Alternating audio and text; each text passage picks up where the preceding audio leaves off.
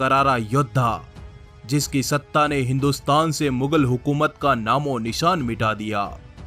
संपूर्ण भारत पर हिंदू हुकूमत जमाने वाले अटक से कटक तक की धरती पर जिसके नाम का भगवा लहराता था, उस वीर का नाम है छत्रपति शिवाजी महाराज।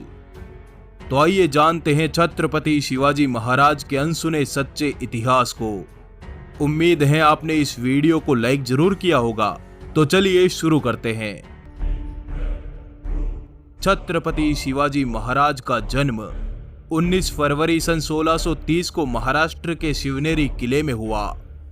यह वो वक्त था जब दिल्ली सहित लगभग आधे भारत पर मुगलों के कट्टर सुल्तान औरंगजेब की हुकूमत थी और दक्षिण भारत पर आदिल शाह और कुतुब शाह जैसे सुल्तानों ने कब्जा जमा रखा था।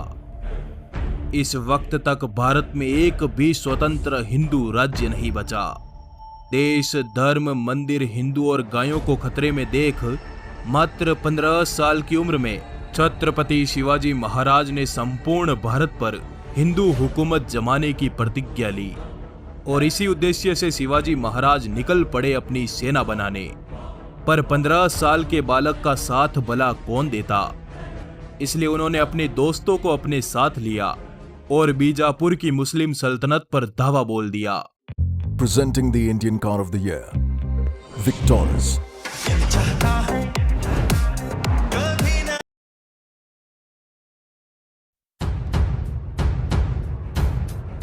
मात्र 16 साल की उम्र में शिवाजी महाराज ने अपने दोस्तों के साथ मिलकर तोरणा के किले को विजयी कर लिया।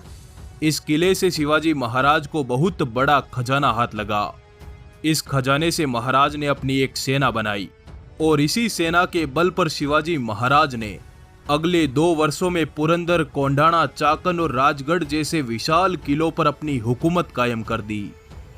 धीरे धीरे महाराज ने अपनी हुकूमत का विस्तार किया और अपनी सेना के साथ कोंकण पर चढ़ाई की। मुगल इलाकों पर पहली बार कोई हिंदू राजा तलवार लेकर आया था। मराठा सेना ने मुस्लिम सूबेदारों को मारकर कोंकण, कल्याण जैसे नगरों पर भगवा ध्वज तान दिया। 40 किले, 9 सामंत और 60,000 सेना के सरदार शिवाजी महाराज ने बीजापुर की सल्तनत पर धावे बोल बोल कर उसे पूरा खोखला कर दिया। अपनी सल्तनत खत्म होते देख बीजापुर का सुल्तान अली आदिल शाह कांप गया। उसने अपने सेनापति अफजल खान को एक बड़ी सेना देकर शिवाजी महाराज के इलाके में भेजा। शिवाजी महाराज इस समय प्रतापगढ़ किले में थे।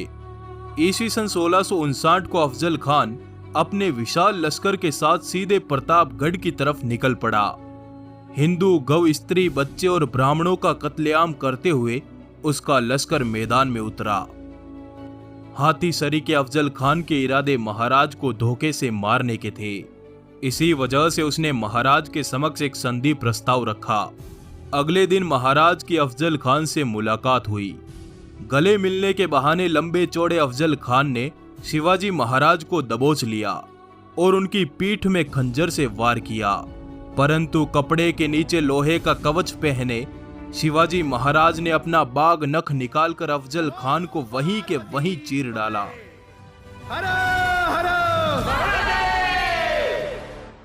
अफजल खान के मरते ही उसकी तमाम सेनाएं हवा की रफ्तार से भाग निकली, परंतु महाराज पर हमले से नाराज मराठे भागती हुई आदिल शाही सेना से भिड़ गए और गुस्से से लबरेज भगवी तलवारों ने 8,000 दुश्मनों को गाजर मूली की तरह काट डाला। अफजल खान द्वारा मंदिरों के विध्वंस का गुस्सा शिवाजी महाराज ने बीजापुर की सल्तनत पर उतारा। ईस्वी सन 1660 तक शिवाजी महाराज ने बीजापुर के चौथाई हिस्से पर कब्जा कर लिया।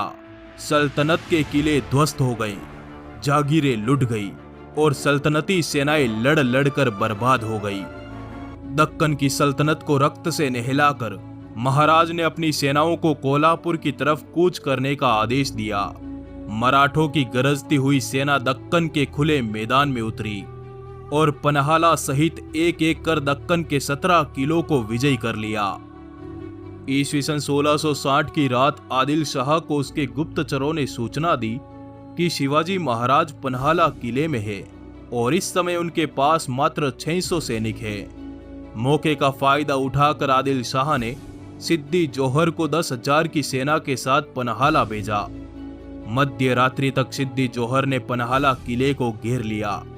उसकी सेनाएं किले के चारों तरफ फैल गई। ऐसी विकट स्थिति में महाराज ने बड़ी चतुराई से काम लिया। उन्होंने कई दिनों तक दुश्मन सेना का अनाज खत्म होने का इंतजार किया और 13 जुलाई की रात थकी हुई दुश्मन सेना को चकमा देकर महाराज सभी मावलों को लेकर पन्हाला किले से निकल गए। भनक लगते ही दुश्मन सेना महाराज के पीछे निकल पड़ी। महाराज 300 मावलों के साथ आगे बढ़ चुके थे और इधर बाजी प्रभु देश पांडे के नेतृत्व में बाकी बचे मात्र 300 मावले 10,000 दुश्मनों से भिड़ गए। ये युद्ध आज तक के इतिहास का सबसे भयानक युद्ध सिद्ध हुआ। मात्र 300 मावले पूरी रात शत्रुओं से लड़ते रहे। सुबह तक उन्होंने 5,000 से अधिक दुश्मनों को मार डाला। बीजापुर की सल्तनत को तबाह करने के बाद शिवाजी महाराज ने मुगल इलाकों पर चढ़ाई करना आरंभ किया। ईस्वी सन 1657 को शिवाजी महाराज ने अहमदनगर के मुगल थानों पर धावा बोला और एक एक कर इस इलाके की तमाम मुगल चौकियों को तबाह कर डाला। जजिया कर गो हत्या पर विराम लगाते हुए शिवाजी महाराज अपनी सेनाओं के साथ आगे बढ़ते गए और जुन्नार के मुगल ठिकाने पर चढ़ाई कर दी। परंतु यह बात औरंगजेब बर्दाश्त नहीं कर पाया। उसने शिवाजी महाराज को काबू में लाने के लिए अपने मामा शाइस्ता खान के नेतृत्व में 1,50,000 मुगल सैनिकों का लश्कर महाराष्ट्र की तरफ भेजा।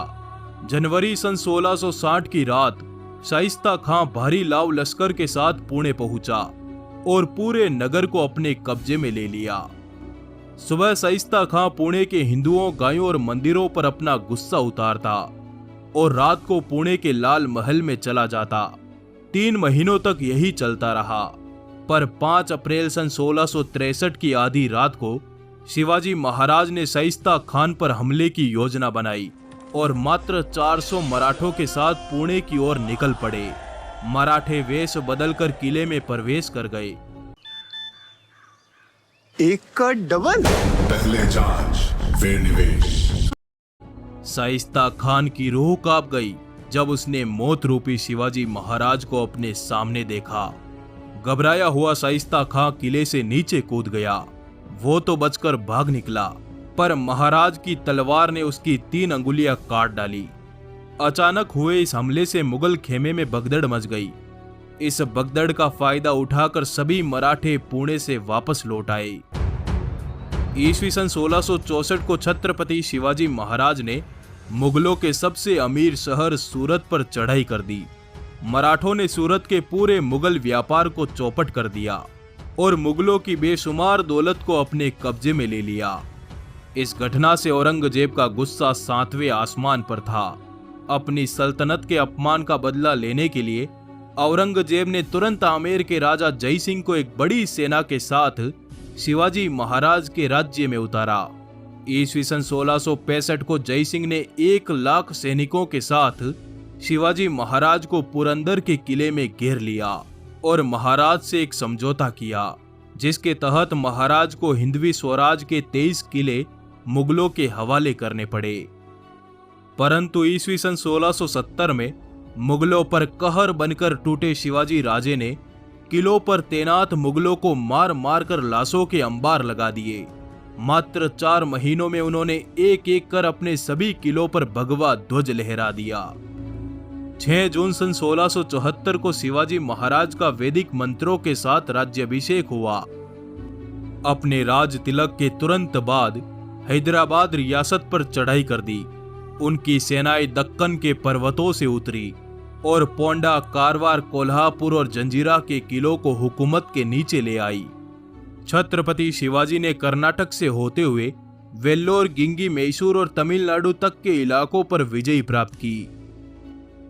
ईस्वी सन 1680 में मात्र 50 साल की आयु में हनुमान जयंती के दिन छत्रपति शिवाजी महाराज ने स्वर्ग की ओर प्रस्थान किया। ऐसे वीर सपूतों से जुड़े इस वीडियो को आप लाइक जरूर करें। आपका आभार। दोस्तों, आपके लिए बहुत बढ़िया गिव अवे है। डिस्क्रिप्शन में दिए लिंक से कैश करो ऐप डाउनलोड करके